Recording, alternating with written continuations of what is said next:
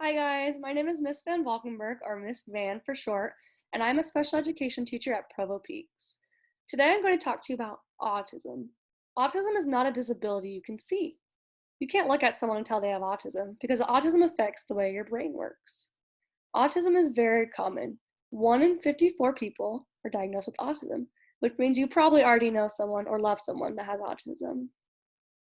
Autism looks very different for each person. So just because one thing's true for someone with autism doesn't mean it's true for all people with autism. But I'm going to talk about a few things that are true for most people with autism. One thing that's true for most people with autism is they have a hard time dealing with loud noises, loud sounds, or crowds. So imagine you were at a busy mall and there's lots of sounds going on. There's the sound of the cash register, and there's lots of people talking, and somebody dropped a bag. You kind of just ignore all that sound and you just listen to the person you're talking to, or you focus on one thing. Someone with autism in that same mall, it might sound like all those things are just as loud as each other. They can hear the cashier, they can hear someone dropping something. It's all loud.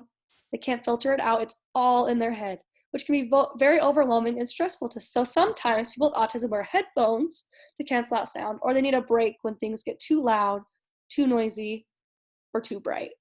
Sometimes people with autism flap their arms or rock back and forth or do other things over and over.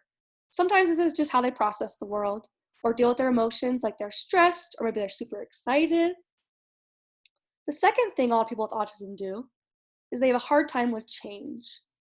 They have a hard time with trying things like new food.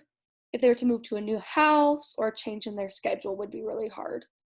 So this quarantine has been extra hard for some of our friends with autism because they might not understand why they're not going to school, and the change of not going to school is really hard for them. The third thing people with autism often have a hard time doing is communicating and making friends. Some people with autism don't talk the way we talk, so they use communication like sign language or pictures or iPads. Just because someone doesn't talk the same way as you doesn't mean they don't understand what you're saying, though. Some people have a hard some people with autism have a hard time understanding jokes and sarcasm. Some people with autism have a hard time making eye contact, and it may seem like they're not paying attention to you.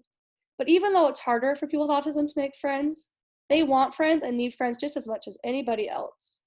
So here are some things to remember when making friends with someone with autism.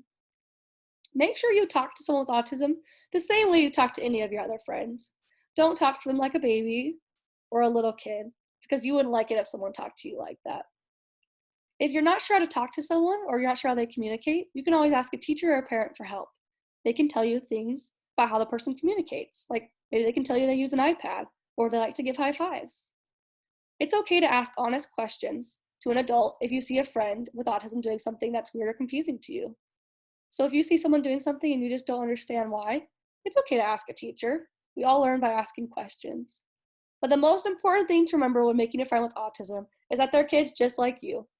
Many kids with autism and kids in general like things like cars and dinosaurs, high fives, pizza, and music, so you can always talk about something you both like.